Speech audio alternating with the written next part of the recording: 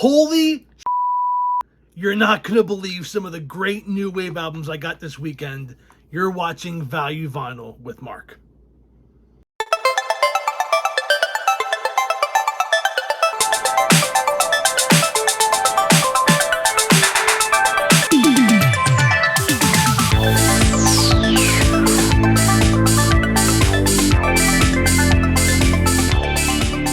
That's right. I'm looking forward to sharing some great new wave albums that I received over the past few days. I can't wait to share it with you. We're going to start off with an eBay purchase I made at $5.99 plus free shipping, and that was 1983's The Belle Stars. Now, this album came out again in 1983. 3 big songs on it, but the entire album is great. I implore you, if you're a fan of 80s music, especially 80s new wave, to go on YouTube, check out this album in full. It's a great album, and of course, buy the record. Starting with Sign of the Times, which was the first song on the album, a cover of Harlem Shuffle, which was done in the 60s, and then of course the big song on the album, which wasn't big in 1983, but became huge in 1989, on the movie Rain Man with Tom Cruise and Dustin Hoffman, was Iko Iko. So The Belle Stars, their debut album from 1983, a great buy, $5.99 free shipping on eBay. The deals are out there, people. You just have to search for them. Next up, we hit Matones. And I got 2 records under $10 this past weekend. We're going to start off with Ultravox and the album Quartet. This album, mainly known for the song Reap the Wild Wind, but also him and Visions in Blue. You're going to thank me later, guys, but you might want to check out that Visions in Blue video. Great songs. This album, very fun. 80s new wave at its best, and a lot of good songs on here. Obviously, the hits were the hits.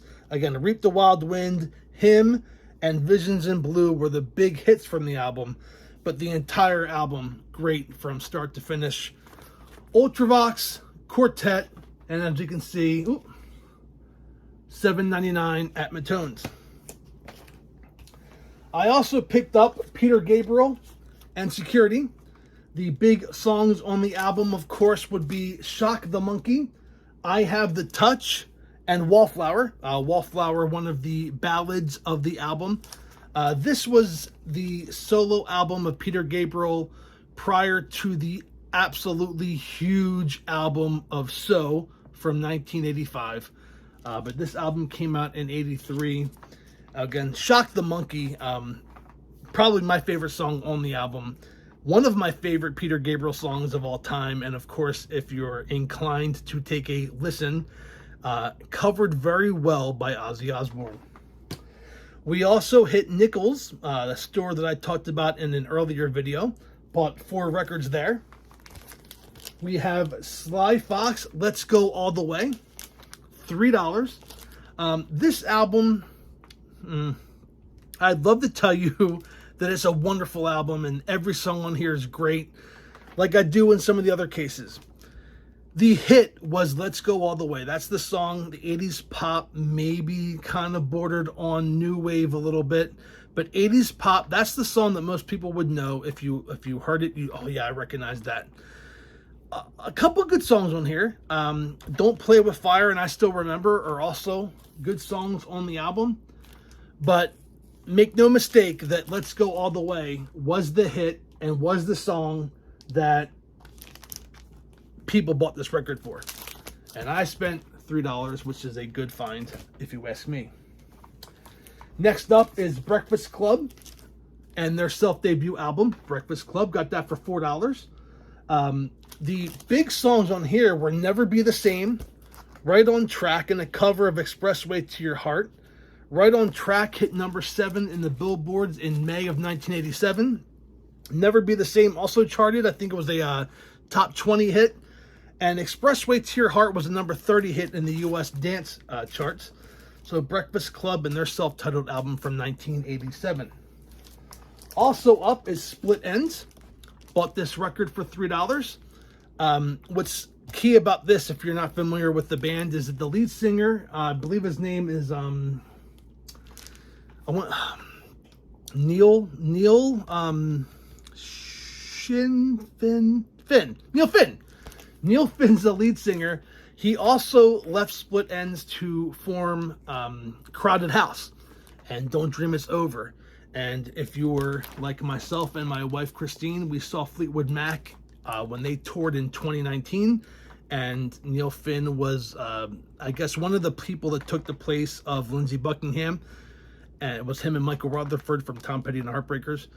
And they did a version of Don't Dream It's Over during the show. So a pretty cool thing. But this is True Colors from Split Enz. The major song on here is I Got You, which was #1 in the UK and New Zealand. New Zealand counts, you know. But a fun album, great new wave. I think that came out in 1980 or 81. But a fun album, but I prefer more, of course, the Crowded House late 80s stuff there. Rounding out my purchase at Nichols, I'm going to eventually have the entire catalog for Billy Joel. This is Piano Man, $10, so I made the cut. And of course, the big song on here, Piano Man, duh. That song is played at almost any wedding, party, or bar across America. One of my favorite songs is Ballad of Billy the Kid, which was a song that I remember listening to with my dad and my sister when we would play the album in my dad's car. And of course, if you live here in Philadelphia, Captain Jack has a special place in the hearts of Philadelphia. In fact, I remember Pierre Robert from our radio station here in Philadelphia, 93.3 WMMR, saying that when this album came out, Billy Joel had recorded a version of Captain Jack in a Philadelphia studio. And I guess it had been played on the radio station, and it became the #1 requested song of all time in the station's history. So that's pretty cool. Billy Joel usually always plays Captain Jack when he's here in Philadelphia.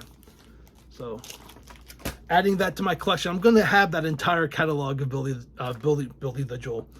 Joel, I'm sure of it. We also hit Quakertown, and I found some of these records in the $2 bin. We're going to start off with a compilation called Taking It to the Limit.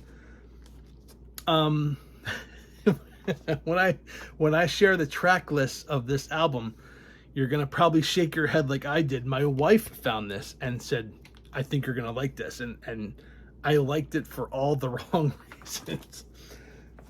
First of all, this is an album I think that was sponsored by a motorcycle company in Florida.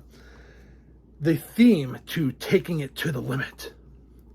Then we have Baby Jane by Rod Stewart. The Lucky One by Laura Branigan. A great song by Laura Branigan. That charted in the top 10, I believe.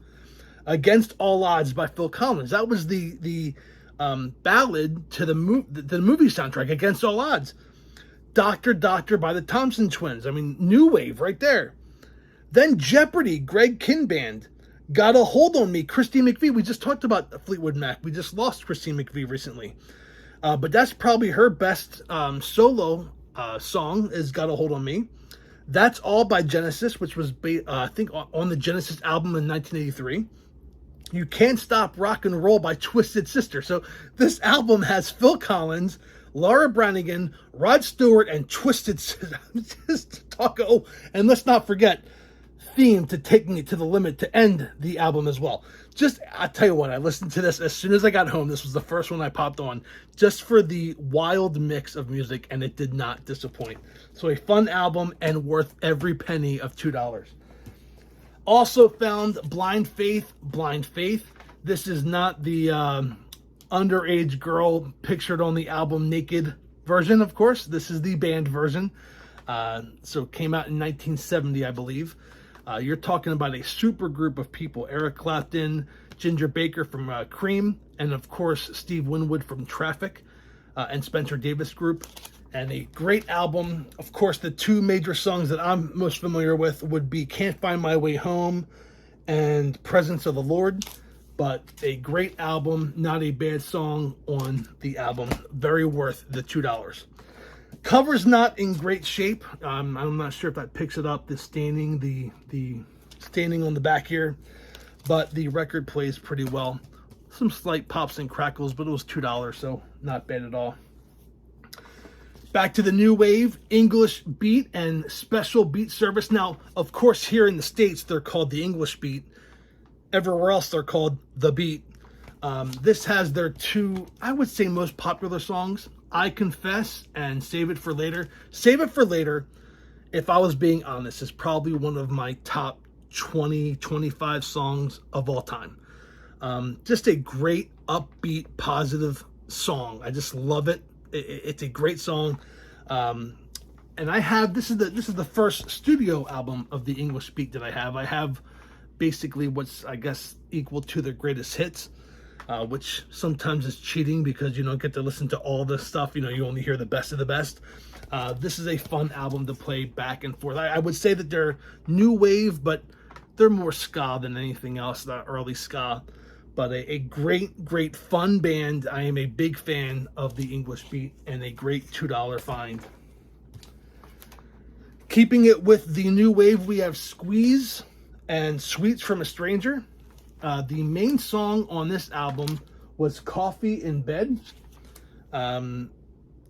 This is the first album where Paul Carrack wasn't the lead singer, so a little bit of a different sound from Squeeze, but a fun album nonetheless. Again, the bigger hit of the album is Black Coffee in Bed, but it's Squeeze. It's good. You listen to it, and a lot of the songs have that familiar feel to it. I don't recall knowing any of the other songs on here, but they all kind of had that like familiar sound, and I think that's a testament to the band itself, that their songs just sound good. They sound familiar. They sound like there's like a little bit of like home when you hear the band. So a very good band. I'm a big fan of Squeeze, but Black Coffee in Bed, the big song off of that album. I already had this copy, but for $2, I was going to pick it up again, and that was Go-Go's and Beauty and the Beat. Of course, the big songs on this album would basically be We Got the Beat, which peaked at number 2, and Our Lips Are Sealed, which peaked at number 20 in the Billboard in 1982. Of course, the Go-Go's, Rock and Roll Hall of Famers, a band of all female artists who wrote and recorded their own songs, play their own instruments. A great band, worthy of the Hall of Fame. And this was their debut album. So $2, I picked it up, and I'll do that every time. I mean, anytime I already have an album, you don't know what the album sounds like, obviously, when you buy it. So I always, if the cover's in decent shape, if the inner jacket is in good shape, then at worst case scenario, for $2, I got an upgraded cover and or inner jacket. And in best case scenario, I got an album that doesn't have popping or crackling or anything else. I mean, I'd love to tell you that all these albums are perfect that I purchase. Sometimes they have some slight defects, but this is value vinyl with Mark. This isn't $80 Mark albums. This is we're buying vinyl records on a budget. I've been very fortunate that I'd say 90% of my records don't have anything, but this one played phenomenally. I actually ended up swapping out the inner jacket, and I have another one as a backup.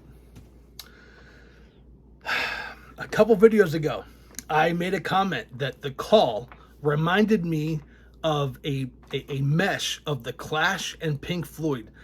Not one person wrote a comment to fight. So either you believed me or you didn't watch the video, which is cool with me. I'm okay. But the main song, the number one song that The Call is known for, I picked up that album. We got The Call and Reconciled.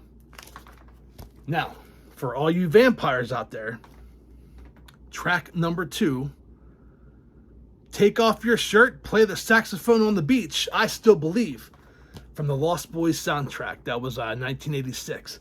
Actually, I think Lost Boys came out in 87, but this album came out in 86. I Still Believe. And another song on here is Everywhere I Go. Everywhere I Go, a fun little song.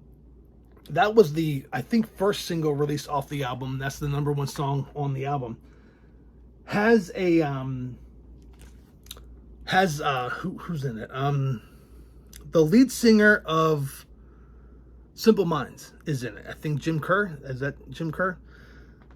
Just a great song. Go on YouTube, check out the video. It's a fun video, a great song. But The Call and Reconciled, I Still Believe. We're gonna end up this video, or end up with this video. We're gonna end this video. We're gonna end this video with another album I could not believe I found in the $2 bin. And I had mentioned earlier that I think I'm going to be getting every one of Billy Joel's albums in his catalog. Well, I'm working my way up to getting every single Rolling Stones album in their catalog. Rolling Stones, Exile on Main Street. Now, $2 bin. The jacket is not in great shape. It's falling apart. That's probably why, because the records play very well with no popping, no crackling or anything. The records are almost in perfect shape. There are some surface scratches, but they don't affect the play at all. I think the reason it was $2 is because of the poor condition of the outer jacket. Now, as for the record itself, it wasn't well received at the time when it got released in 1972 because of albums like Let It Bleed and Sticky Fingers and Beggar's Banquet that preceded it. But recently in 2020, this album was the highest ranked Rolling Stones album on the 500 greatest albums of all time. So go figure, at the time nobody liked it, but then through the next 30 years or so, people started to appreciate it more, and it was number 14, the highest ranked Rolling Stones album on the 500 albums of all time. The main songs on here were Happy, which was actually sung by Keith Richards, and Tumbling Dice, of course. And this song had kind of a mix of blues, rock, and country. I am not a fan of country music. You'll never see a country. Well, I did showcase a Willie Nelson once. It was Willie Nelson Stardust. Once. But not a big fan of country music. But this album, one of the I want to say it kind of had just a wide variety, like I said, blues, country, rock, even soul, a little bit soul, you know. I mean, the Rolling Stones were doing covers of Motown classics at that time anyway, and this kind of has a little bit of everything. And maybe that's why it wasn't well received at the time, is because it was too everywhere. It was too trying to do everything at once. But I liked it. Good album, and a fun way to end today's episode of Value Vinyl with Mark. Thank you very much for watching. If you haven't already, please hit that subscribe button. It would mean the absolute world to me. And let's go to Michael Conrad with some parting advice. That's it. Let's roll. Hey, let's be careful out there. That's right. Let's be careful out there. Thanks everyone for watching, and I'll see you next time on Value Vinyl with Mark.